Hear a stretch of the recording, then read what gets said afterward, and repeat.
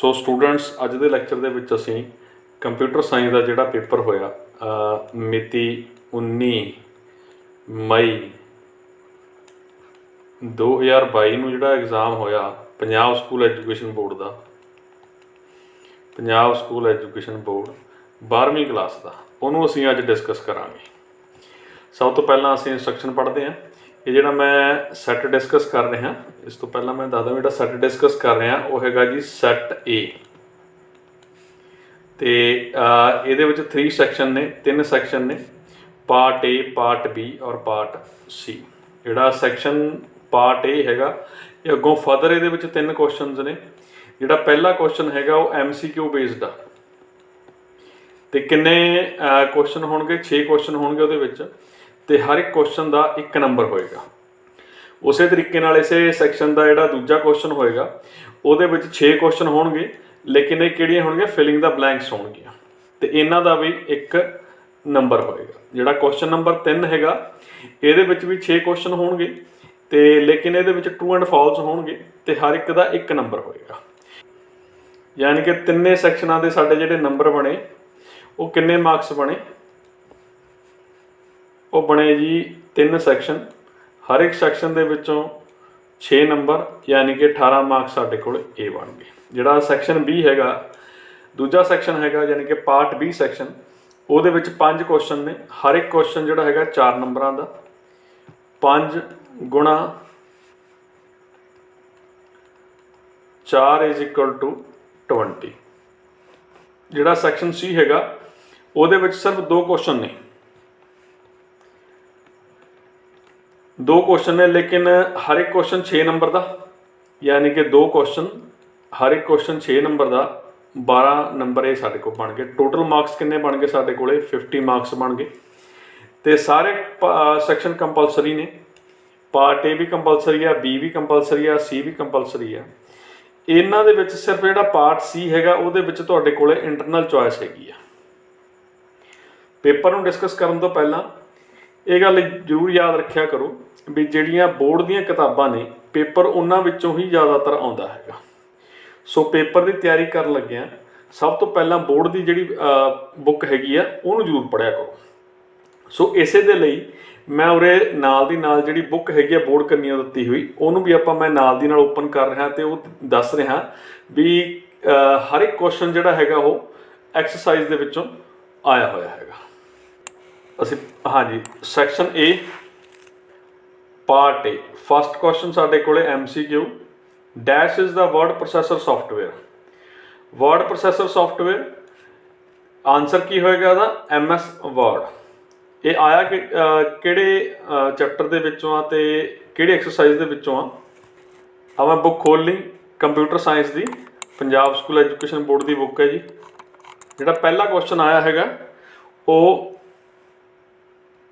ਪਹਿਲੇ ਚੈਪਟਰ ਦੇ ਵਿੱਚੋਂ ਆਇਆ, chapter 1 office automation and typing. ਇਹ ਫਸਟ ਚੈਪਟਰ ਦੀ ਐਕਸਰਸਾਈਜ਼ ਹੈ ਜੀ। ਇਹਦੇ ਵਿੱਚ ਜਿਹੜਾ MCQ ਹੈਗਾ ਮਲਟੀਪਲ ਚੋਇਸ, ਇਹਦੇ ਵਿੱਚੋਂ ਪਹਿਲਾ ਹੀ ਕੁਐਸਚਨ ਜਿਹੜਾ ਹੈਗਾ ਉਹ ਸਾਡੇ ਕੋਲ ਐਗਜ਼ਾਮ ਦੇ ਵਿੱਚ ਆਇਆ ਹੋਇਆ, dash is the word processor software. Answer ਕੀ ਹੋਗਾ ਸਾਡੇ ਕੋਲੇ? MS word. ਤੇ ਸੈਕੰਡ ਕੁਐਸਚਨ ਜਿਹੜਾ ਹੈਗਾ, ਸੈਕੰਡ ਕੁਐਸਚਨ ਤੇ ਆਉਂਦੇ ਹਾਂ ਹੁਣ ਆਪਾਂ। Switch case is similar to dash statement. ਇਹਦਾ ਆਨਸਰ ਕੀ ਹੋਏਗਾ? ਆਨਸਰ ਹੋਏਗਾ ਇਫ ਐਲਸ ਸਟੇਟਮੈਂਟ। ਤੇ ਇਹ ਸਾਡੇ ਕੋਲੇ ਆਇਆ ਜੀ ਚੈਪਟਰ ਨੰਬਰ 2 ਦੇ ਵਿੱਚੋਂ। ਚੈਪਟਰ ਨੰਬਰ 2 ਕਿਹੜਾ ਜੀ ਸਾਡੇ ਕੋਲੇ? Control statement in C। MCQ question number 2, ਇਹ ਵਾਲਾ ਕੁਐਸਚਨ ਹੈ ਜੀ, switch case is similar to dash statement, ਯਾਨੀ ਕਿ ਆਨਸਰ ਕੀ ਹੋਏਗਾ? If else if statement. So second question ਸਾਡੇ ਕੋਲੇ ਸੈਕੰਡ ਨੰਬਰ ਚੈਪਟਰ ਦੇ ਵਿੱਚੋਂ ਆ ਗਿਆ। ਹੁਣ ਜਾਂਦੇ ਅਸੀਂ ਥਰਡ ਕੁਐਸਚਨ ਦੇ ਉੱਤੇ। ਥਰਡ ਔਰ ਫੋਰਥ ਕੁਐਸਚਨ। ਥਰਡ ਕੁਐਸਚਨ ਹੈਗਾ ਸਾਡੇ ਕੋਲੇ ਆ dash is a 2 port device. ਤਾਂ ਆਨਸਰ ਮੇਰੇ ਕੋਲ ਕੀ ਹੋਊਗਾ? ਬ੍ਰਿਜ। ਤੇ ਫੋਰਥ ਕੁਐਸਚਨ ਮੇਰੇ ਕੋਲ ਜਿਹੜਾ ਹੈਗਾ ਵਾਈਫਾਈ ਸਟੈਂਡਸ ਫॉर ਵਾਇਰਲੈਸ ਫਿਡਲਿਟੀ। ਇਹ ਸਾਡੇ ਕੋਲ ਆਇਆ ਜੀ ਚੈਪਟਰ 1 ਦੇ ਵਿੱਚੋਂ, ਇਹ ਆਇਆ ਚੈਪਟਰ 2 ਦੇ ਵਿੱਚੋਂ, ਇਹ ਸਾਡੇ ਕੋਲੇ ਆਇਆ ਚੈਪਟਰ 3 ਦੇ ਵਿੱਚੋਂ। ਦੋਨੋਂ ਕੁਐਸਚਨ ਜਿਹੜੇ ਆਏ ਨੇ। ਹੁਣ ਇਹ ਐਕਸਰਸਾਈਜ਼ ਦੇ ਵਿੱਚ ਆਪਾਂ ਦੇਖਦੇ ਹਾਂ ਜਾ ਕੇ। ਇੱਥੇ ਦੇਖੋ ਲਿਖਿਆ ਵੀ ਹੋਇਆ ਪੁਆਇੰਟ ਟੂ ਰਿਮੈਂਬਰ, ਇਹ ਵੀ ਬਹੁਤ ਇੰਪੋਰਟੈਂਟ ਹੁੰਦੇ ਨੇ ਕਿ ਜੀ ਆ bridge is the two port device. ਲਓ ਜੀ ਚੈਪਟਰ ਨੰਬਰ 3 ਤੇ ਇਹਦੇ ਵਿੱਚੋਂ ਕੁਐਸਚਨ ਨੰਬਰ 3 ਤੇ ਕੁਐਸਚਨ ਨੰਬਰ 4 ਇਹ ਸਾਡੇ ਕੋਲੇ ਐਗਜ਼ਾਮ ਦੇ ਵਿੱਚ ਆਏ ਹੋਏ ਨੇ। ਤੇ ਪਹਿਲੇ ਦਾ ਆਨਸਰ ਕੀ ਆ ਸਾਡੇ ਕੋਲੇ ਬ੍ਰਿਜ, ਤੇ ਇਹ ਤਾਂ ਸੈਕੰਡ ਕੁਐਸਚਨ ਹੋ ਗਿਆ this one. Question number 3 dash is a two port device, यानी कि ब्रिज की है साडे कोले टू पोर्ट डिवाइस आ ते wifi stands for wireless Fidelity. हाँ जी हुण साडे कोल आया क्वेश्चन नंबर 5th और question number 6th। Question number जिहड़ा 5th हैगा ये की हैगा, with the introduction of online education, with the introduction of online education services student can learn from anywhere using, answer ਹੈਗਾ ਸਾਡੇ ਕੋਲੇ ਇੰਟਰਨੈਟ ਦੀ ਵਰਤੋਂ ਦੇ ਨਾਲ ਅਸੀਂ ਜਿਹੜੇ ਹੈਗਾ ਕਿਤੋਂ ਵੀ ਪੜ੍ਹ ਸਕਦੇ ਹੈਗੇ ਆ। ਜਿਹੜਾ 6ਵਾਂ ਕੁਐਸਚਨ ਹੈਗਾ ਐਂਡਰੋਇਡ ਆਪਰੇਟਿੰਗ ਸਿਸਟਮ ਕਿਹਦੇ ਵਿੱਚ ਇੰਸਟਾਲ ਹੁੰਦਾ, ਮੋਬਾਈਲ ਫੋਨ ਦੇ ਵਿੱਚ। ਮੋਬਾਈਲ ਫੋਨ ਦੇ ਲਈ ਸਭ ਤੋਂ ਵਧੀਆ ਮੰਨਿਆ ਜਾਂਦਾ। ਸੋ ਇਹ ਜਿਹੜੇ ਦੋ ਕੁਐਸਚਨ ਆਏ ਹੋਏ ਨੇ, ਇਹ ਦੋ ਕੁਐਸਚਨ ਸਾਡੇ ਕੋਲੇ ਆਏ ਹੋਏ ਨੇ ਜੀ ਚੈਪਟਰ ਨੰਬਰ 4th। ਇਹ ਹੈਗਾ ਜੀ ਮੇਰੇ ਕੋਲ chapter number 4th multiple choice questions. ਤਾਂ ਇਹ ਜਿਹੜਾ ਕੁਐਸਚਨ ਨੰਬਰ 2 ਔਰ ਕੁਐਸਚਨ ਨੰਬਰ 3 ਇਹ ਮੇਰੇ ਕੋਲੇ ਇਸ ਵਾਰ ਐਗਜ਼ਾਮ ਦੇ ਵਿੱਚ ਪੁੱਛਿਆ ਗਿਆ ਕਿ with the introduction of online education services student can learn from anywhere using the internet ਦੀ ਵਰਤੋਂ ਕਰਕੇ ਜਿਹੜੇ ਵਿਦਿਆਰਥੀ ਨੇ ਉਹ ਕਿਤੋਂ ਵੀ ਪੜ੍ਹ ਸਕਦੇ ਨੇ। ਸੋ ਕੁਐਸਚਨ ਨੰਬਰ 2 ਔਰ ਕੁਐਸਚਨ ਨੰਬਰ 3 ਇਹ ਮੇਰੇ ਕੋਲ ਇਸ ਵਾਰ ਐਗਜ਼ਾਮ ਦੇ ਵਿੱਚੋਂ ਆਏ ਨੇ। ਤੇ ਫਸਟ ਜਿਹੜਾ ਆਨਸਰ ਹੈਗਾ ਇੰਟਰਨੈਟ ਤੇ ਸੈਕੰਡ ਦਾ ਜਿਹੜਾ ਆਨਸਰ ਹੈਗਾ ਉਹ ਹੈਗਾ ਜੀ ਮੋਬਾਈਲ। ਸੋ ਸਟੂਡੈਂਟਸ ਇਹ ਸੀਗਾ ਸਾਡੇ ਕੋਲੇ ਪਾਰਟ A, ਠੀਕ ਹੈ, ਦਾ ਕੁਐਸਚਨ ਨੰਬਰ 1 ਯਾਨੀ ਕਿ MCQ। ਹੁਣ ਕੁਐਸਚਨ ਨੰਬਰ 2 ਕੁਐਸਚਨ ਕੀ ਹੈਗਾ, ਫਿਲਿੰਗ ਦਾ ਬਲੈਂਕਸ। ਫਸਟ ਸਾਡੇ ਕੋਲ ਕੀ ਹੈਗੀ, filter option is available in dash tab of Excel. So ਮੈਂ ਇਹਦਾ ਆਨਸਰ ਦੱਸ ਦਿਆਂ ਪਹਿਲਾਂ ਤੁਹਾਨੂੰ। ਜਿਹੜਾ ਫਸਟ ਹੈਗਾ ਇਹ ਸਾਡੇ ਕੋਲ ਹੈਗਾ ਡਾਟਾ ਟੈਬ ਦੇ ਵਿੱਚ ਸਾਡੇ ਕੋਲ ਜਿਹੜੀ ਹੈਗੀ ਆ ਫਿਲਟਰ ਆਪਸ਼ਨ ਇਹ ਅਵੇਲੇਬਲ ਹੁੰਦੀ ਹੈ। ਇਹ ਮੇਰੇ ਕੋਲ ਆਇਆ ਹੈਗਾ ਜੀ ਚੈਪਟਰ ਨੰਬਰ 1 ਦੇ ਵਿੱਚੋਂ। ਚੈਪਟਰ ਨੰਬਰ 1 ਦੇ ਵਿੱਚ ਮੇਰੇ ਕੋਲੇ ਇਹ ਕੁਐਸਚਨ ਆਇਆ ਤੇ ਆਪਾਂ ਇਹਨੂੰ ਦੇਖਦੇ ਹਾਂ ਹੁਣ। ਫਿਲਿੰਗ ਦਾ ਬਲੈਂਕਸ ਚੈਪਟਰ ਨੰਬਰ 1 ਤੇ ਚੈਪਟਰ ਨੰਬਰ 1 ਦੇ ਵਿੱਚੋਂ ਜਿਹੜੀ ਸੈਕੰਡ ਕੁਐਸਚਨ ਹੈਗਾ ਮੇਰੇ ਕੋਲ ਫਿਲਿੰਗ ਦਾ ਬਲੈਂਕਸ, ਇਹ ਮੇਰੇ ਕੋਲ ਐਗਜ਼ਾਮ ਦੇ ਵਿੱਚ ਪੁੱਛੀ ਗਈ ਆ। Filter option is available in dash tab of the Excel, ਯਾਨੀ ਕਿ answer is data tab. Next ਮੇਰੇ ਕੋਲੇ ਦੋ ਕੁਐਸਚਨ ਆ ਗਏ, ਕੁਐਸਚਨ ਨੰਬਰ 2 ਔਰ ਕੁਐਸਚਨ ਨੰਬਰ 3। ਸੈਕੰਡ ਔਰ ਥਰਡ ਕੁਐਸਚਨ ਜਿਹੜਾ ਹੈਗਾ ਇਹ ਮੈਨੂੰ ਪੁੱਛਿਆ ਗਿਆ ਜੀ ਚੈਪਟਰ ਨੰਬਰ 5 ਦੇ ਵਿੱਚੋਂ। ਉਹਦੀਆਂ ਫਿਲਿੰਗ ਦੇ ਬਲੈਂਕਸ ਨੇ। ਸਭ ਤੋਂ ਪਹਿਲਾਂ dash is the chess play computer developed by IBM, ਤਾਂ ਇਹਦਾ ਮੇਰੇ ਕੋਲ ਆਨਸਰ ਹੈਗਾ ਡੀਪ ਬਲੂ। ਤੇ ਸੈਕੰਡ ਜਿਹੜਾ ਮੇਰੇ ਕੋਲ ਹੈਗਾ dash is a good example of narrow artificial intelligence, ਤਾਂ ਇਹਦੇ ਵਿੱਚ ਮੇਰੇ ਕੋਲ ਆਊਗਾ ਐਪਲ ਸੀਰੀ ਔਰ YouTube ਦਾ ਜਿਹੜਾ ਵੀਡੀਓ ਰਿਕਮੈਂਡੇਸ਼ਨ ਸਿਸਟਮ ਹੈਗਾ ਉਹ, ਔਰ video recommendation system of YouTube।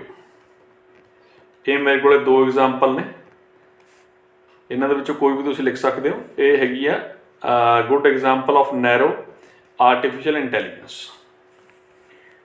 So chapter number 5 artificial intelligence and expert system ਆ ਲਿਖਿਆ ਹੋਇਆ ਬੁੱਕ ਦੇ ਵਿੱਚੋਂ। ਇਹ ਮੈਂ ਤੁਹਾਨੂੰ ਦਿਖਾ ਦਿੰਦਾ ਇੱਕ ਵਾਰੀ ਕਿ ਜੀ Deep Blue game of chess was made by IBM। ਤੇ ਜਿਹੜਾ ਸੈਕੰਡ ਕੁਐਸਚਨ ਸੀਗਾ ਕਿ Apple Siri is a good example of narrow artificial intelligence, ਇਹ ਤੁਹਾਨੂੰ ਵੈਸੇ ਦਿਖਾਤਾ ਮੈਂ ਵੀ ਇੱਥੇ ਆਨਸਰ ਲਿਖਿਆ ਹੋਇਆ। ਪੁਆਇੰਟ ਟੂ ਰਿਮੈਂਬਰ ਬਹੁਤ ਇੰਪੋਰਟੈਂਟ ਹੁੰਦੇ ਨੇ ਯਾਦ ਰੱਖਣ ਲਈ, ਅਕਸਰ ਕਈ ਕੁਐਸਚਨ ਇਹਨਾਂ ਦੇ ਵਿੱਚੋਂ ਡਾਇਰੈਕਟਲੀ ਪੁੱਛੇ ਜਾਂਦੇ ਨੇ।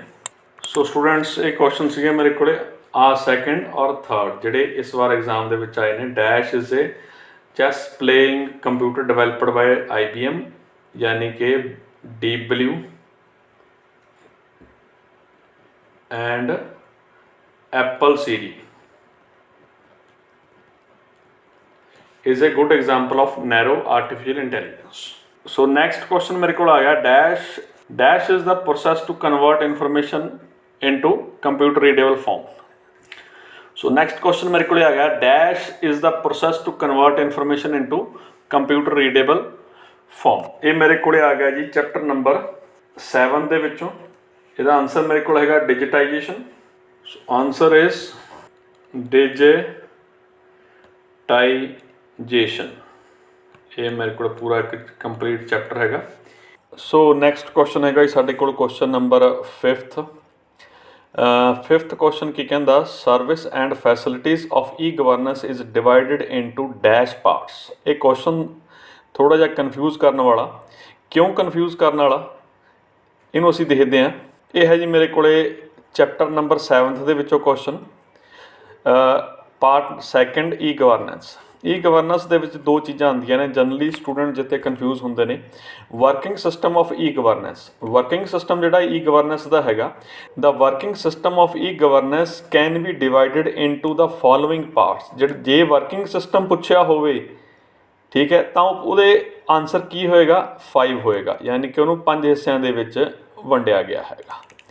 ਕੁਐਸਚਨ ਦੇ ਵਿੱਚ ਇਹ ਪੁੱਛਿਆ ਹੋਇਆ service and facilities of e governance is divided into the working system of e-governance is done at different levels. ਆਪਾਂ ਉੱਪਰ ਸਟੱਡੀ ਕਰ ਚੁੱਕੇ. It is important to differentiate the level of facilities and services which are provided by different level of the government. ਯਾਨੀ ਕਿ ਇੱਥੇ ਕੀ ਪੁੱਛਿਆ ਹੋਇਆ level of facilities and services. ਔਰ ਕੁਐਸਚਨ ਦੇ ਵਿੱਚ ਵੀ ਇਹੀ ਹੈ services and facilities of e-governance. Service and facilities of e governance ਕਿੰਨੇ ਹਿੱਸਿਆਂ ਦੇ ਵਿੱਚ ਵੰਡਿਆ ਹੋਇਆ. So the different levels of e governance ਯਾਨੀ ਕਿ ਸਰਵਿਸ ਐਂਡ ਫੈਸਿਲਿਟੀਜ਼ ਦੇ ਵੱਖਰੇ ਵੱਖਰੇ ਜਿਹੜੇ ਲੈਵਲ ਨੇ ਉਹ ਕਿਹੜੇ ਕਿਹੜੇ ਨੇ. ਇੱਕ ਹੋਗਾ ਜੀ ਨੈਸ਼ਨਲ ਲੈਵਲ. ਨੈਸ਼ਨਲ ਲੈਵਲ ਦੇ ਵਿੱਚ ਔਨਲਾਈਨ ਪਾਸਪੋਰਟ, ਔਨਲਾਈਨ ਆਧਾਰ ਸਰਵਿਸਿਜ਼, ਪੈਨ ਕਾਰਡ ਸਰਵਿਸਿਜ਼ ਜਿਹੜੀਆਂ ਸੈਂਟਰ ਗੌਰਮੈਂਟ ਦੇ ਅਧੀਨ ਆਉਂਦੀਆਂ ਨੇ ਉਹ ਨੈਸ਼ਨਲ ਲੈਵਲ 'ਤੇ ਅਸੀਂ ਈ ਗਵਰਨੈਂਸ ਜਿਹੜੀ ਹੈਗੀ ਆ ਉਹ ਪ੍ਰੋਵਾਈਡ ਕਰਦੀ ਹੈ. ਸੈਕੰਡ ਲੈਵਲ ਦੇ ਉੱਤੇ ਕੀ ਹੈਗਾ ਡੋਮੈਸਟਿਕ ਔਰ ਸਟੇਟ ਲੈਵਲ ਯਾਨੀ ਕਿ ਡੋਮੈਸਟਿਕ ਅਤੇ ਸਟੇਟ ਲੈਵਲ ਦੇ ਉੱਤੇ ਜਿਹੜੀਆਂ ਜਿੱਦਾਂ ਕਿ ਡੈਥ ਸਰਟੀਫਿਕੇਟ ਹੋ ਗਿਆ, ਕਾਸਟ ਸਰਟੀਫਿਕੇਟ ਹੋ ਗਿਆ, ਇਹ ਸਾਰੀਆਂ ਸਟੇਟ ਲੈਵਲ ਦੀ ਈ ਗਵਰਨੈਂਸ ਨੇ. ਜਿਹੜੀ ਥਰਡ ਲੈਵਲ ਹੈਗੀ ਆ ਈ governance the service and facilities ਦੀ ਉਹ ਹੈਗੀ ਇੰਟਰਨੈਸ਼ਨਲ ਲੈਵਲ. ਜਿੱਦਾਂ ਕਿ ਏਅਰ ਟਿਕਟਸ ਬੁੱਕ ਕਰਨੀ ਹੈ, ਇੰਟਰਨੈਸ਼ਨਲ ਵੀਜ਼ਾ, ਇੰਪੋਰਟ ਔਰ ਐਕਸਪੋਰਟ ਸਰਵਿਸਿਜ਼. ਸੋ ਇਸ ਕੁਐਸਚਨ ਦਾ ਆਨਸਰ ਕੀ ਹੋਇਆ. ਇੱਥੇ ਸਾਨੂੰ ਪੁੱਛਿਆ ਗਿਆ ਸਰਵਿਸ ਐਂਡ ਫੈਸਿਲਿਟੀਜ਼ ਤਾਂ ਮੇਰੇ ਕੋਲ ਆਨਸਰ ਕੀ ਆਊਗਾ 3. ਲੇਕਿਨ ਜੇ ਪੁੱਛਿਆ ਹੁੰਦਾ ਕਿ ਡਿਫਰੈਂਟ ਲੈਵਲ ਤਾਂ ਮੇਰੇ ਕੋਲ ਆਨਸਰ ਕੀ ਆਉਣਾ ਸੀਗਾ 5 ਆਉਣਾ ਸੀਗਾ. ਉਹਦੇ ਵਿੱਚ ਉਹ ਆ ਜਾਂਦੀ ਹੈਗੀ ਆ G to G, government to government, government to citizen, ਇਹ ਵਾਲੇ ਲੈਵਲ ਜੇ ਲੈਵਲ ਪੁੱਛੇ ਹੁੰਦੇ ਤਾਂ. ਨੈਕਸਟ ਕੁਐਸਚਨ ਸਾਡੇ ਕੋਲੇ ਆ ਗਿਆ 6th ਕੁਐਸਚਨ. 6th ਕੁਐਸਚਨ ਦੇ ਵਿੱਚ dash gives an unique identity to Indian citizen. ਇਹ ਆਨਸਰ ਕੀ ਹੋਏਗਾ ਜੀ ਇਹਦਾ Aadhaar. AADHAR Aadhaar card gives unique identity to the Indian citizens. ਤਾਂ ਇਹ ਦੋਨੋਂ ਕੁਐਸਚਨ ਜਿਹੜੇ ਹੈਗੇ ਨੇ ਕੁਐਸਚਨ ਚੈਪਟਰ ਨੰਬਰ 7th ਦੇ ਵਿੱਚੋਂ ਆਏ ਨੇ ਅਤੇ ਅਸੀਂ ਇਹਦੀ ਐਕਸਰਸਾਈਜ਼ ਵੀ ਦੇਖਦੇ ਹਾਂ ਜੀ ਕਿਹੜੀ ਕਿੱਥੋਂ ਆਏ ਨੇ, ਕਿਹੜੀ ਐਕਸਰਸਾਈਜ਼ ਦੇ ਵਿੱਚੋਂ ਆਏ ਨੇ. ਆ ਕੁਐਸਚਨ ਨੰਬਰ 6 ਦਾ ਇੱਥੇ ਆਨਸਰ ਵੀ ਦਿੱਤਾ ਹੋਇਆ. An Aadhaar is a 12 digit unique identity card number that issue by unique identification authority of India to the Indian citizens. ਆਪਾਂ ਜਿਹੜਾ ਕੁਐਸਚਨ ਨੰਬਰ 5th ਡਿਸਕਸ ਕੀਤਾ ਪੁਆਇੰਟ ਟੂ ਰਿਮੈਂਬਰ 2 ਦੇ ਵਿੱਚ 2 ਅਤੇ 3 ਜਿਹੜਾ ਪੁਆਇੰਟ ਹੈਗੇ ਨੇ ਇਹ ਬਹੁਤ ਇੰਪੋਰਟੈਂਟ ਨੇ. ਇਹਨਾਂ ਵਿੱਚੋਂ ਹੀ ਇਹ ਕੁਐਸਚਨ ਜਿਹੜਾ ਹੈਗਾ ਕੁਐਸਚਨ ਦਾ ਆਨਸਰ ਜਿਹੜਾ ਹੈਗਾ ਤੁਹਾਨੂੰ ਮਿਲ ਜਾਏਗਾ. Working system of e governance is divided into 5 parts. Level of e governance is national, domestic ਅਤੇ international level. Then point number ਜਿਹੜਾ 5 ਹੈਗਾ ਉਹ ਤੁਹਾਨੂੰ ਦੇ ਰਿਹਾ Aadhaar is a 12 digit unique identity card number which gives a unique identity to the Indian citizens. Filling the blanks first ਔਰ second ਜਿਹੜੀਆਂ ਹੈਗੀਆਂ ਨੇ ਇਸ ਵਾਰ ਦੇ ਐਗਜ਼ਾਮ ਦੇ ਵਿੱਚ ਆਈਆਂ ਹੋਈਆਂ ਨੇ ਜੀ ਮਾਰਚ 22 ਨੂੰ। ਇਹਦਾ ਆਨਸਰ ਕੀ ਹੋਇਆ 3 and Aadhaar is a unique identity to the Indian citizens. ਹੁਣ ਚੱਲਦੇ ਹਾਂ ਜੀ ਅਸੀਂ ਟਰੂ ਐਂਡ ਫਾਲਸ ਕਰਨੀ। ਸਭ ਤੋਂ ਪਹਿਲਾ ਕੁਐਸਚਨ ਆ ਗਿਆ the process of making a movie is divided into 5 stages. Video editing works with only one video clip. Merging a video means splitting the clip into several parts. So ਜਿਹੜੇ ਮੇਰੇ ਕੋਲ ਇਹ ਪਹਿਲੇ 3 ਕੁਐਸਚਨ ਨੇ, first 3 question, ਇਹ 3 question ਮੇਰੇ ਕੋਲ ਹੈਗੇ ਨੇ ਜੀ chapter number 9 audio and video editing. ਤੇ ਜਿਹੜੇ ਇਹ ਵਾਲੇ 3 ਕੁਐਸਚਨ ਹੈਗੇ ਨੇ ਇਹ ਹੈਗੇ ਮੇਰੇ ਕੋਲੇ ਚੈਪਟਰ ਨੰਬਰ 8। ਇਸ ਚੈਪਟਰ ਦਾ ਨਾਮ ਹੈਗਾ image editing and file conversion tools. So movie ਨੂੰ ਬਣਾਉਣ ਦੀ ਪ੍ਰਕਿਰਿਆ ਨੂੰ 5 ਪੜਾਵਾਂ ਵਿੱਚ ਵੰਡਿਆ ਜਾਂਦਾ ਹੈ। The process of so first ਜਿਹੜਾ ਟਰੂ ਐਂਡ ਫਾਲਸ ਹੈਗਾ the process of making a movie is divided into 5 stages. False ਹੈ ਜੀ, ਇਹ ਗਲਤ ਯਾਨੀ ਕਿ F ਆ ਗਿਆ। Video editing works with only 1 video clip, ਇਹ ਵੀ ਬਿਲਕੁਲ ਗਲਤ ਹੈ। Merging a video means splitting into clip into several parts, ਇਹ ਵੀ ਮੇਰੇ ਕੋਲੇ ਰੋਂਗ ਹੈ ਯਾਨੀ ਕਿ ਫਾਲਸ ਆਨਸਰ ਹੈ ਇਹਦਾ। ਤਿੰਨੋਂ ਫਾਲਸ ਨੇ ਪਹਿਲੇ ਵਾਲੇ। ਹੁਣ ਕਿਉਂ ਇਹ ਵੀ ਆਪਾਂ ਅੱਗੇ ਡਿਸਕਸ ਕਰਦੇ ਹਾਂ। ਜਿਹੜੇ 5 ਸਟੇजेस ਨਹੀਂ ਹੁੰਦੀਆਂ, 3 ਸਟੇजेस ਹੁੰਦੀਆਂ ਨੇ। ਤੇ ਉਸ ਤੋਂ ਬਾਅਦ video editing works only 1 video clip, ਨਹੀਂ ਹੈ ਕੋਈ ਜ਼ਰੂਰੀ ਨਹੀਂ ਹੈਗਾ ਇੱਕ ਕਲਿੱਪ ਦੇ ਉੱਤੇ ਹੀ ਹੋਵੇ, ਮਲਟੀਪਲ ਕਲਿੱਪਸ ਅਸੀਂ ਵੀਡੀਓ ਐਡੀਟਿੰਗ ਦੇ ਵਿੱਚ ਐਡ ਕਰ ਸਕਦੇ ਹਾਂ। ਮਰਜਿੰਗ ਬਿਲਕੁਲ ਉਲਟਾ ਹੁੰਦੀ ਆ, ਉਹਦਾ ਮਤਲਬ ਇਹ ਨਹੀਂ ਹੁੰਦਾ ਵੀ ਸਪਲਿਟ ਕਰਨਾ, ਜਿਹੜੇ ਬਹੁਤ ਸਾਰੇ ਪਾਰਟਸ ਨੇ ਉਹਨਾਂ ਨੂੰ ਜੋੜਨਾ ਹੁੰਦਾ। ਤੇ ਇਹਨੂੰ ਆਪਾਂ ਦੇਖਦੇ ਹਾਂ ਚੈਪਟਰ ਨੰਬਰ 9th ਦੇ ਵਿੱਚ। ਇਹ ਕਿੱਥੇ ਨੇ? ਇਹ ਮੇਰਾ ਚੈਪਟਰ ਹੈ chapter number 9 audio and video editing. ਆਹ ਮੇਰੇ ਕੋਲ 3 ਸਟੇਜਾਂ ਨੇ। ਪਹਿਲੀ ਸਟੇਜ ਮੇਰੇ ਕੋਲ ਹੈਗੀ ਆ ਪ੍ਰੀ ਪ੍ਰੋਡਕਸ਼ਨ, ਇਹ ਮੇਰੇ ਕੋਲੇ ਫਸਟ ਸਟੇਜ ਹੈ। ਸੈਕੰਡ ਸਟੇਜ ਮੇਰੇ ਕੋਲੇ ਪ੍ਰੋਡਕਸ਼ਨ, ਔਰ ਥਰਡ ਸਟੇਜ ਮੇਰੇ ਕੋਲੇ ਕਿਹੜੀ ਆ ਗਈ ਪੋਸਟ ਪ੍ਰੋਡਕਸ਼ਨ। ਯਾਨੀ ਕਿ 5 ਸਟੇਜਾਂ ਤਾਂ ਹੈ ਨਹੀਂ, ਇਹ ਕਿੰਨੀਆਂ ਬਣਦੀਆਂ ਨੇ 3 ਸਟੇਜਾਂ ਬਣਦੀਆਂ ਨੇ। ਪੁਆਇੰਟ ਟੂ ਰਿਮੈਂਬਰ ਦੇ ਵਿੱਚ ਵੀ ਇੱਥੇ ਮੇਰੇ ਕੋਲ ਪੁਆਇੰਟ ਨੰਬਰ 8 ਹੈਗਾ, ਇਹਦੇ ਵਿੱਚ ਕਲੀਅਰ ਕੱਟ ਲਿਖਿਆ ਹੋਇਆ there are the 3 stages for making movie pre-production, production and post-production. Point number 9 splitting, we can divide video clip into several parts. Splitting ਕਹਿੰਦੇ ਆ ਜਦੋਂ ਇੱਕ ਵੀਡੀਓ ਕਲਿੱਪ ਨੂੰ ਕਈ ਹਿੱਸਿਆਂ ਦੇ ਵਿੱਚ ਆਪਾਂ ਤੋੜਦੇ ਹਾਂ। ਤੇ ਮਰਜਿੰਗ ਦਾ ਮਤਲਬ ਕੀ ਹੁੰਦਾ? Join multiple video clip into big video file. ਆ ਗਿਆ ਜੀ question number 1 the process of making movie is divided into 5 stages। ਉਸ ਤੋਂ ਬਾਅਦ ਆਪਣੇ ਕੋਲੇ ਜਿਹੜਾ ਨੈਕਸਟ ਕੁਐਸਚਨ ਹੈਗਾ video editing works with only 1 video file clip। third merging a video means splitting clip into several parts। ਇਹ ਮੇਰੇ ਕੋਲ ਜਿਹੜੇ ਤਿੰਨੋਂ ਕੁਐਸਚਨ ਹੈਗੇ ਨੇ ਇਸ ਵਾਰ ਐਗਜ਼ਾਮ ਦੇ ਵਿੱਚ ਪੁੱਛੇ ਗਏ ਨੇ। ਤੇ ਹੁਣ ਆ ਜਾਓ ਨੈਕਸਟ ਕੁਐਸਚਨ ਦੇ ਉੱਤੇ। ਕੁਐਸਚਨ ਨੰਬਰ 4, 5ਵਾਂ ਤੇ 6ਵਾਂ। Shift plus C is a shortcut key to copy of an image. ਨਹੀਂ, ਉਹਦੇ ਲਈ ਕਾਪੀ ਇਮੇਜ ਲਈ ਅਸੀਂ ਵਰਤਦੇ ਹੈਗੇ ਆ ਕੰਟਰੋਲ C। ਪਹਿਲੀ ਗੱਲ ਤਾਂ ਇਹ ਜਸਟ ਕਾਮਨ ਜੀ ਗੱਲ ਹੈ ਕੰਟਰੋਲ ਪਲੱਸ C। ਲੇਕਿਨ ਇਹ ਜਿਹੜਾ ਹੈਗਾ ਸ਼ਾਰਟਕਟ ਕੀ ਇਹ ਹੈਗੀ ਆ ਸੌਫਟਵੇਅਰ ਗਿੰਪ ਦੀ GIMP।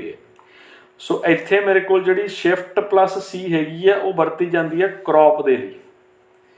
ਕਾਪੀ ਨਹੀਂ ਹੋਏਗੀ, ਇਮੇਜ ਹੋਏਗੀ ਕ੍ਰੌਪ ਇਸ ਦੇ ਨਾਲ, ਯਾਨੀ ਕਿ ਕੱਟ ਜੇਗੀ। ਸੋ ਇਹ ਵੀ ਮੇਰੇ ਕੋਲ ਜਿਹੜਾ ਹੈਗਾ ਕੁਐਸਚਨ ਨੰਬਰ 4 ਇਜ਼ ਫਾਲਸ ਯਾਨੀ ਕਿ ਗਲਤ ਹੈ। Scale option is use to change the size of the image. Image ਦਾ ਸਾਈਜ਼ ਆਪਾਂ ਚੇਂਜ ਕਰ ਸਕਦੇ ਹਾਂ, ਤਾਂ ਇਹ ਮੇਰੇ ਕੋਲ ਟਰੂ ਆ ਗਈ।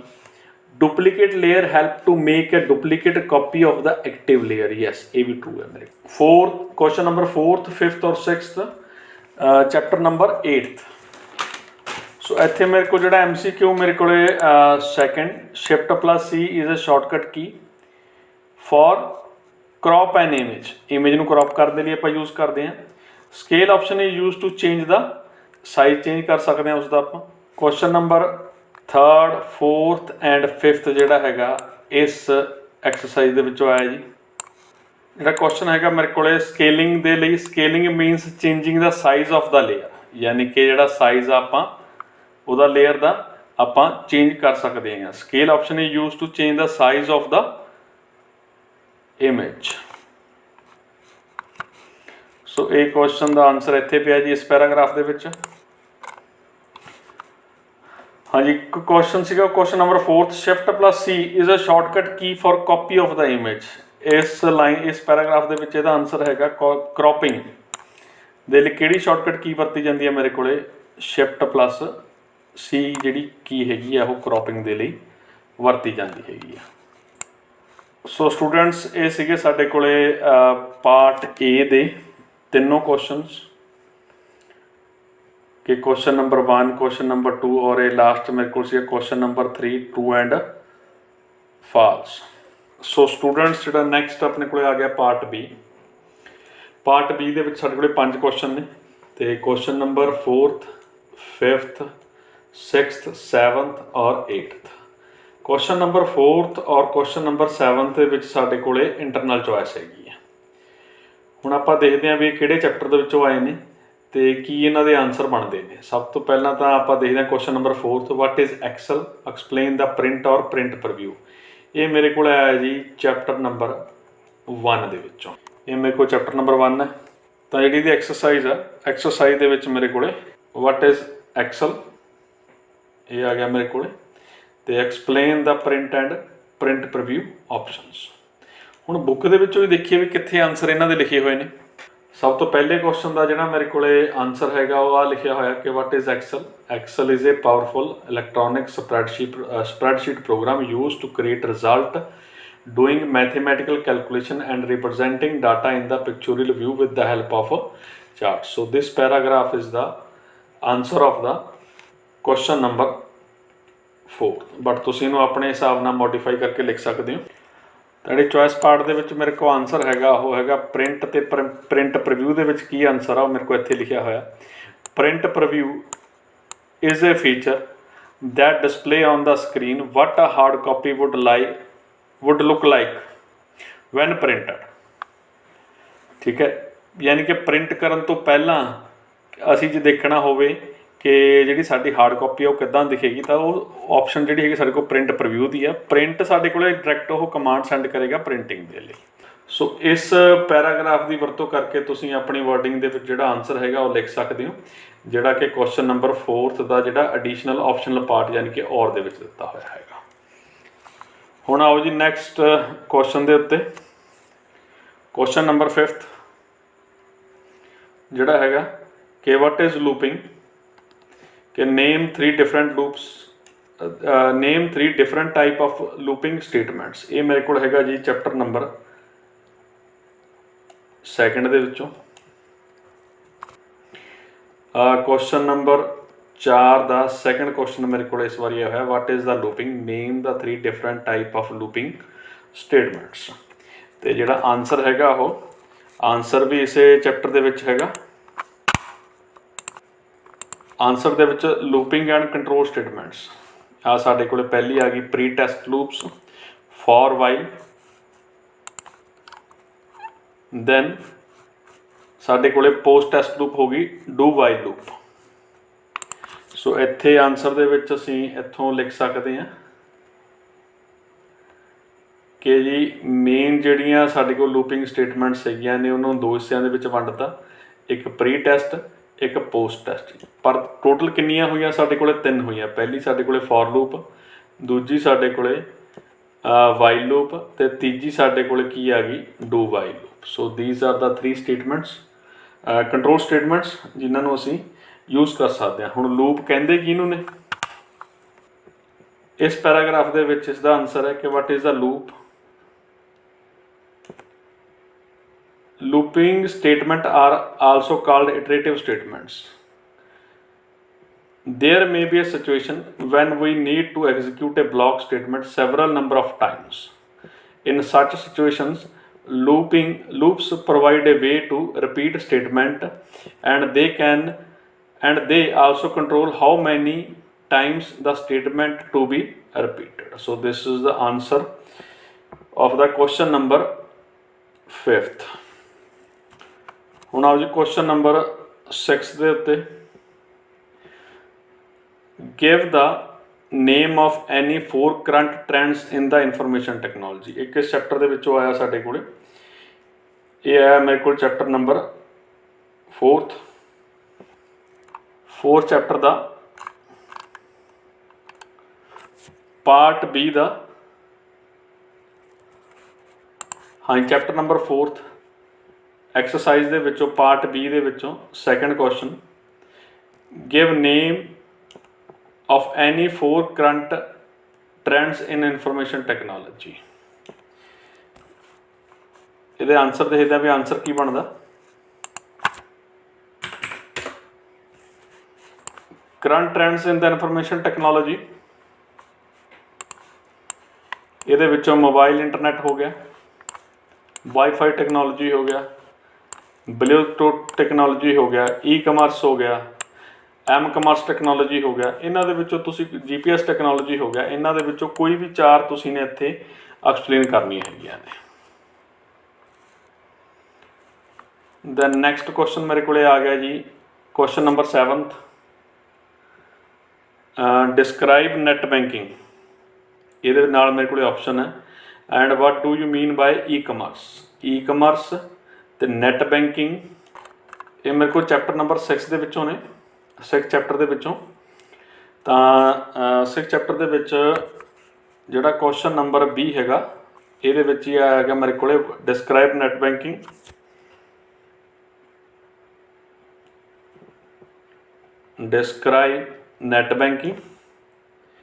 ਤੇ what do you mean by e-commerce, so this is the 2 question ਜਿਹੜੇ ਮੇਰੇ ਕੋਲੇ ਇਸ ਵਾਰ ਐਗਜ਼ਾਮ ਦੇ ਵਿੱਚ ਆਏ ਨੇ। ਮਾਰਚ 22 ਦੇ ਐਗਜ਼ਾਮ ਦੇ ਵਿੱਚ ਮੇਰੇ ਕੋਲ 2 ਕੁਐਸਚਨ ਪੁੱਛੇ ਗਏ ਨੇ। ਹੁਣ ਇਹਦੇ ਆਨਸਰ ਕੀ ਹੋ ਸਕਦੇ ਨੇ? ਈ ਕਮਰਸ, ਇੱਥੋਂ ਇਸ ਪੈਰਾਗ੍ਰਾਫ ਤੋਂ ਤੁਸੀਂ ਆਨਸਰ ਲਿਖ ਸਕਦੇ ਹੋ ਬਣਾ ਕੇ। E-commerce is also called electronic commerce or internet commerce, refer to buying or selling goods or services, use of services, monetary transaction etc using the internet। यानी कि इंटरनेट की वरतों करके ਜਿਹੜੀਆਂ ਅਸੀਂ ਕੋਈ ਚੀਜ਼ਾਂ ਬਾਏ ਕਰਦੇ ਹਾਂ, ਆਨਲਾਈਨ ਸ਼ਾਪਿੰਗ ਕਰਦੇ ਹਾਂ ਜਾਂ ਕੋਈ ਸਰਵਿਸ ਪ੍ਰੋਵਾਈਡ ਕਰਦੇ ਹਾਂ, ਉਸ ਨੂੰ ਅਸੀਂ ਈ-ਕਮਰਸ ਕਹਿ ਦਿੰਦੇ ਹਾਂ। ਸੋ ਇਹ ਆਪਸ਼ਨ ਪਾਰਟ ਦੇ ਵਿੱਚ ਹੈਗੀ ਹੈ। ਤੇ ਨੈਟ ਬੈਂਕਿੰਗ ਕਿੱਥੇ ਆ ਗਈ?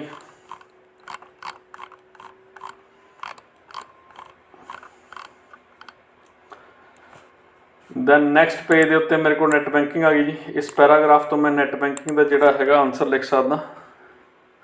ਜਿਹੜੀ ਅਸੀਂ ਆਨਲਾਈਨ ਬੈਂਕਿੰਗ ਫੈਸਿਲਿਟੀ ਯੂਜ਼ ਕਰਦੇ ਹੈਗੇ ਆ ਉਸ ਨੂੰ, ਔਰ ਇੰਟਰਨੈਟ ਬੈਂਕਿੰਗ ਵਰਤਦੇ ਹੈਗੇ ਆ, ਉਹਨੂੰ ਕੀ ਕਹਿ ਦਿੰਦੇ ਆ ਆਪਾਂ? ਇੰਟਰਨੈਟ ਬੈਂਕਿੰਗ ਔਰ ਨੈਟ ਬੈਂਕਿੰਗ।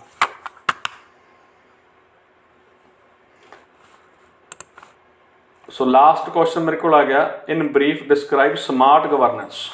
ਕੁਐਸਚਨ ਨੰਬਰ 8 ਹੈ ਜੀ। ਇਹ 8th ਵਾਲਾ ਕੁਐਸਚਨ ਜਿਹੜਾ ਹੈਗਾ ਉਹਦੇ ਵਿੱਚ ਅਸੀਂ ਜਿਹੜੀ ਸਮਾਰਟ ਗਵਰਨੈਂਸ ਹੈਗੀ ਆ ਉਸ ਨੂੰ ਦੱਸਣਾ। ਇਹ ਮੇਰੇ ਕੋਲੇ ਜਿਹੜਾ ਹੈਗਾ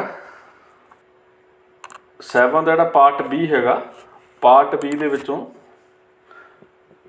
ਇਨ ਬਰੀਫ ਡਿਸਕ੍ਰਾਈਬ ਦਾ ਸਮਾਰਟ ਗਵਰਨੈਂਸ ਨੂੰ ਅਸੀਂ ਡਿਸਕ੍ਰਾਈਬ ਕਰਨਾ। ਸੋ ਬੁੱਕ ਦੇ ਵਿੱਚ ਜਿਹੜਾ ਪੈਰਾਗ੍ਰਾਫ ਹੈਗਾ ਵਾਟ ਇਜ਼ ਦਾ ਸਮਾਰਟ ਗਵਰਨੈਂਸ, ਇਹ ਤੁਹਾਡੇ ਕੋਲ ਪੂਰਾ ਪੈਰਾਗ੍ਰਾਫ ਹੈਗਾ, ਇਹਨੂੰ ਤੁਸੀਂ ਆਪਣੀ ਵਰਡਿੰਗ ਦੇ ਵਿੱਚ ਵੀ ਲਿਖ ਸਕਦੇ ਹੋ। ਇਸ ਪੈਰਾਗ੍ਰਾਫ ਦੇ ਵਿੱਚ ਸਮਾਰਟ ਗਵਰਨੈਂਸ ਬਾਰੇ ਦੱਸਿਆ ਹੋਇਆ ਹੈਗਾ। Smart governance is another farm of e governance. we can say that the modern name of e-governance is called the smart governance. Smart means attractive or active, or governance means a rule. So smart governance is attractive or active rule. So ਇਹਨੂੰ ਤੁਸੀਂ ਆਪਣੀ wording ਦੇ ਵਿੱਚ ਵੀ ਲਿਖ ਸਕਦੇ ਹੋ ਜਾਂ ਇੱਦਾਂ ਵੀ ਲਿਖ ਸਕਦੇ ਹੈਗੇ ਹੋ। So you will get the good marks. So ਕੁਛ ਸਟੂਡੈਂਟਸ ਇਹ ਸੀਗਾ ਮੇਰੇ ਕੋਲੇ ਪਾਰਟ B। ਹੁਣ ਆਪਾਂ ਚੱਲਦੇ ਹਾਂ ਪਾਰਟ C ਦੇ ਕੰਨੀ। ਪਾਰਟ C ਦੇ ਵਿੱਚ ਮੇਰੇ ਕੋਲ 2 ਕੁਐਸਚਨ ਨੇ, ਬਟ ਉਹਨਾਂ ਦੇ ਵਿੱਚ ਇੰਟਰਨਲ ਚੋਇਸ ਹੈਗੀ ਹੈ। ਸੋ ਆਪਾਂ ਦੋਨਾਂ ਨੂੰ ਡਿਸਕਸ ਕਰਾਂਗੇ 1 ਬਾਏ 1। ਸੋ ਪਾਰਟ ਸੀ ਦੇ ਵਿੱਚ ਸਭ ਤੋਂ ਪਹਿਲਾਂ ਮੇਰੇ ਕੋਲ ਕੁਐਸਚਨ ਆ ਗਿਆ, what is router, define the function of the router, what is twisted pair cable, define the advantage, define its advantage and disadvantage. Naturally ਗੱਲ ਆ, ਇਹ ਜਿਹੜੇ ਆਪਾਂ ਨੂੰ ਕੁਐਸਚਨ ਪੜ੍ਹਨ ਤੋਂ ਹੀ ਪਤਾ ਚੱਲ ਗਿਆ ਵੀ ਇਹ ਜਿਹੜੇ ਕੁਐਸਚਨਸ ਆਏ ਨੇ ਇਹ ਨੈਟਵਰਕਿੰਗ ਵਾਲੇ ਚੈਪਟਰ 'ਚੋਂ ਆਏ ਨੇ। ਸੋ ਇਹ ਮੇਰੇ ਕੋਲ ਕੁਐਸਚਨ ਆ ਗਿਆ ਜੀ ਸਭ ਤੋਂ ਪਹਿਲਾਂ ਤਾਂ ਕਿ what is the router. So router ਮੇਰੇ ਕੋਲ ਇੱਥੇ ਡਿਫਾਈਨ, ਰਾਊਟਰ ਕੀ ਹੈ, router is also an important hardware device, it works as a gateway of the network possible responsible. So ਇੱਥੇ ਮੇਰੇ ਕੋਲ ਲਿਖਿਆ ਹੋਇਆ ਵੀ ਰਾਊਟਰ ਜਿਹੜਾ ਹੈਗਾ ਕੀ ਚੀਜ਼ ਹੈ, ਇੱਕ ਨੈਟਵਰਕਿੰਗ ਡਿਵਾਈਸ ਆ ਅਤੇ ਨੈਟਵਰਕ ਦੇ ਵਿੱਚ ਇਹ ਇੱਕ ਗੇਟਵੇ ਤਰ੍ਹਾਂ ਕੰਮ ਕਰਦਾ ਹੈਗਾ। ਸੋ ਇਸ ਪੈਰਾਗ੍ਰਾਫ ਨੂੰ ਤੁਸੀਂ ਐਜ਼ ਏ ਆਨਸਰ ਯੂਜ਼ ਕਰ ਸਕਦੇ ਹੋ। ਹਾਂ, ਡਾਇਗਰਾਮ ਇਜ਼ ਇੰਪੋਰਟੈਂਟ, ਅਗਰ ਤੁਸੀਂ ਡਾਇਗਰਾਮ ਬਣਾ ਕੇ ਆਉਂਦੇ ਹੋ ਤਾਂ ਤੁਹਾਨੂੰ ਐਗਜ਼ਾਮੀਨਰ ਜਿਹੜਾ ਹੈਗਾ ਵਧੀਆ ਮਾਰਕਸ ਦੇ ਦੇਗਾ। ਅਤੇ ਰਾਊਟਰ ਦੇ ਫੰਕਸ਼ਨ ਕੀ ਨੇ ਉਹ ਵੀ ਆਪਣੇ ਕੋਲ ਇਹ ਲਿਖਿਆ ਹੋਇਆ ਹੈਗਾ। ਦੈਨ ਨੈਕਸਟ ਕੁਐਸਚਨ ਮੇਰੇ ਕੋਲ ਆ ਗਿਆ, what is twisted pair cable. ਮੇਰੇ ਕੋਲ ਟਵਿਸਟਡ ਪੇਅਰ ਕੇਬਲ ਆ ਗਈਆਂ। ਇਸ ਪੈਰਾਗ੍ਰਾਫ ਦੇ ਵਿੱਚ ਡਾਇਗਰਾਮ ਦਿੱਤੀ ਹੋਈ ਹੈ। ਨੈਟਵਰਕਿੰਗ ਦੇ ਵਿੱਚ ਵਰਤੀਆਂ ਜਾਂਦੀਆਂ ਨੇ ਟਵਿਸਟਡ ਪੇਅਰ ਕੇਬਲ, ਯਾਨੀ ਕਿ ਜਿਹੜੇ 4 ਪੇਅਰ ਹੁੰਦੇ ਨੇ ਅਤੇ 8 ਤਾਰਾਂ ਹੁੰਦੀਆਂ ਟੋਟਲ। ਉਹ ਕਹਿੰਦਾ ਵੀ ਟਵਿਸਟਡ ਪੇਅਰ ਕੇਬਲ ਨੂੰ ਡਿਫਾਈਨ ਕਰੋ ਅਤੇ ਇਹਦੀਆਂ ਐਡਵਾਂਟੇਜ ਔਰ ਡਿਸਐਡਵਾਂਟੇਜਸ। ਟਵਿਸਟਡ ਪੇਅਰ ਕੇਬਲ ਹਮੇਸ਼ਾ 2 ਤਰ੍ਹਾਂ ਦੀ ਹੁੰਦੀ ਹੈ, UTP ਔਰ STP। ਇਹ ਤੁਹਾਨੂੰ ਇਹ ਪੜ੍ਹੋਗੇ ਤਾਂ ਐਗਜ਼ਾਮੀਨੇਸ਼ਨ ਦੇ ਵਿੱਚ ਮਤਲਬ ਇਸ ਦੇ ਵਿੱਚ ਤੁਹਾਨੂੰ ਇਹ ਆਨਸਰ ਮਿਲ ਜਾਏਗਾ। ਸੋ ਇਹਦੀਆਂ ਐਡਵਾਂਟੇਜ ਔਰ ਡਿਸਐਡਵਾਂਟੇਜਾਂ ਡਿਫਾਈਨ ਕੀਤੀਆਂ ਹੋਈਆਂ ਨੇ, advantage and disadvantage of the twisted pair cable. Then ਆ ਗਿਆ ਜੀ question number 10, what are the applications of artificial intelligence, explain what is the importance of AI। ਯਾਨੀ ਕਿ ਆਰਟੀਫਿਸ਼ੀਅਲ ਇੰਟੈਲੀਜੈਂਸ ਦੀ ਇੰਪੋਰਟੈਂਸ ਕੀ ਆ ਜਾਂ ਐਪਲੀਕੇਸ਼ਨਸ ਕੀ ਨੇ ਉਹਨਾਂ ਨੂੰ ਤੁਸੀਂ ਐਕਸਪਲੇਨ ਕਰਨਾ ਹੈਗਾ।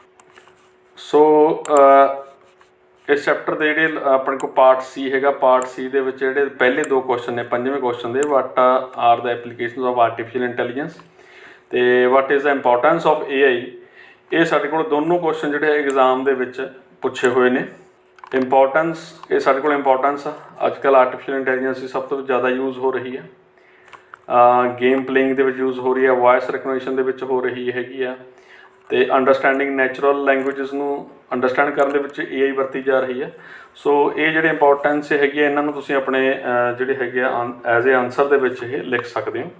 ਦੈਨ ਆਪਣੇ ਕੋਲ ਆ ਗਿਆ ਜੀ ਐਪਲੀਕੇਸ਼ਨਸ। ਐਪਲੀਕੇਸ਼ਨ ਕਿੱਦਾਂ IDS, gaming, NLP, machine learning, ਇਹ ਸਾਰੀਆਂ ਸਾਡੇ ਕੋਲ ਐਪਲੀਕੇਸ਼ਨਸ ਨੇ AI ਦੀਆਂ ਜਿਨ੍ਹਾਂ ਦੇ ਵਿੱਚ ਅਸੀਂ ਲਿਖ ਸਕਦੇ ਹੈਗੇ ਹਾਂ। ਇਹ ਗੱਲ ਯਾਦ ਰੱਖਿਓ ਕਿ ਇਹ ਜਿਹੜੇ ਆਨਸਰ ਹੈਗੇ ਨੇ ਇਹ ਮਾਰਕਸ ਹੈਗੇ ਨੇ ਇਸ ਕੁਐਸਚਨਸ ਦੇ ਉਹ 6-6 ਨੰਬਰ ਦੇ ਨੇ ਅਤੇ ਤੁਹਾਨੂੰ ਇਹਦੇ ਵਿੱਚ ਘੱਟੋ ਘੱਟ ਮਤਲਬ 200-250 ਵਰਡ ਮਿਨੀਮਮ ਤਾਂ ਲਿਖਣਾ ਪਏਗਾ।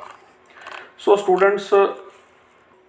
ਸਟੂਡੈਂਟਸ ਇਹ ਜਿਹੜਾ ਮੇਰਾ ਪੇਪਰ ਡਿਸਕਸ ਕਰਨ ਦਾ ਮੇਨ ਮਕਸਦ ਸੀਗਾ, ਇੱਕ ਤਾਂ ਇਹ ਸੀਗਾ ਕਿ ਜੀ ਸਭ ਤੋਂ ਪਹਿਲੀ ਗੱਲ ਕਿ ਜੋ ਵੀ ਪੇਪਰ ਆਏਗਾ ਉਹ ਜਿਹੜੀਆਂ ਪੰਜਾਬ ਸਕੂਲ ਐਜੂਕੇਸ਼ਨ ਬੋਰਡ ਦੀਆਂ ਬੁੱਕਸ ਨੇ ਉਹਦੇ ਵਿੱਚੋਂ ਹੀ ਆਏਗਾ।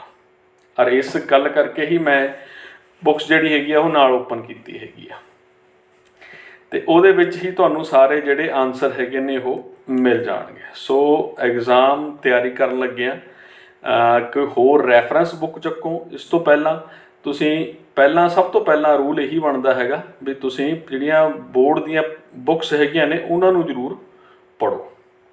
ਸੋ ਸਟੂਡੈਂਟਸ ਲਾਸਟ ਦੇ ਵਿੱਚ ਮੈਂ ਤੁਹਾਡੇ ਨਾਲ ਜਿਹੜੇ 3 ਸੈੱਟ ਆਏ ਨੇ 3 ਦੇ 3 ਮੈਂ ਸ਼ੇਅਰ ਕਰ ਰਿਹਾ। ਇਹਦਾ ਜਿਹੜਾ ਲਿੰਕ ਹੈਗਾ ਡਾਊਨਲੋਡ ਕਰਨ ਦਾ ਉਹ ਤੁਹਾਨੂੰ ਡਿਸਕ੍ਰਿਪਸ਼ਨ ਬਾਕਸ ਦੇ ਵਿੱਚ ਮਿਲ ਜਾਏਗਾ। ਇਹਨਾਂ 3 ਹੀ ਸੈੱਟ ਦੇ ਵਿੱਚ ਕੁਐਸਚਨ ਇਹੀ ਨੇ, ਜਿਹੜੇ ਕੁਐਸਚਨ ਸੇਮ ਨੇ ਸਾਰੇ ਸੈੱਟ A, B ਔਰ C ਦੇ ਵਿੱਚ, ਲੇਕਿਨ ਉਹ ਜਿਹੜਾ ਸੀਕੁਐਂਸ ਹੈਗਾ ਉਹ ਚੇਂਜ ਕੀਤਾ ਹੋਇਆ ਕੁਐਸਚਨਸ ਦਾ, ਅਤੇ ਨਾਲ ਮੈਂ ਇਸ ਦੇ ਆਨਸਰ ਵੀ ਤੁਹਾਡੇ ਨਾਲ ਸ਼ੇਅਰ ਕਰ ਰਿਹਾ।